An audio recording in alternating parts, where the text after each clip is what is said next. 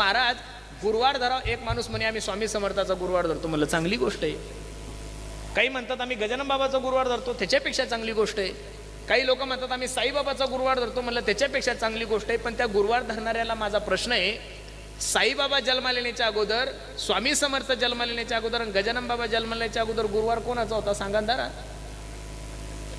लोकांचं काय झालंय महाराज, जसे लोक पुढारी लोक पक्ष बदलतात तसे मग आता लोक देव बदलायला लागले महाराज.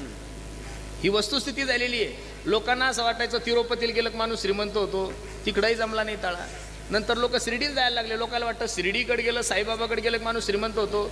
शिर्डीचंही मार्केट डाऊन झालं, नंतर लोक अक्कलकोटला स्वामी समर्थाकडे जायला लागले. स्वामी समर्थाचंही मार्केट डाऊन झालं, नंतर लोक उज्जैनला महाकालेश्वरला जायला लागले. लोकांना असं वाटलं महाकालेश्वरला गेले माणूस श्रीमंत होतो. आता तिरुपतीचंही मार्केट डाऊन झालं, साईबाबाचंही झालं, स्वामी समर्थाचं झालं, महाकालेश्वरचं झालं, आता खाटूश्याम आले. लोकायला असं वाटतं 2 कोटी कर्ज झालं, खाटूश्यामला गेलं की खाटूश्याम 4 कोटीची बॅगच देतो काय का. असं नाही होतो महाराज. मी खाटूश्यामच्या विरोधात बोलणारा महाराज नाहीये. महाभारतात खाटूश्यामजीची कथा आलेली आहे. पण 5 वर्षापूर्वी खाटूश्याम नाव कोणाला माहित होतं का? अरे इंस्टावरचा देव आहे तो. देव कुठला आहे? इंस्टावरचा देव आहे ना महाराज. मी माफी मागून एक वाक्य बोलण्याचं धाडस करू का गड्यानो? तुम्हाला माझा राग आला तरी चालेल. महाराष्ट्रात जन्माला आलेल्या माणसाच्या घरात फक्त 3च फोटो पाहिजेत. आराध्य दैवत म्हणून पांडुरंग परमात्मा आणि संत ज्ञानोबराय तुकोबराय, बस. तिसऱ्याचा फोटोच नको महाराज.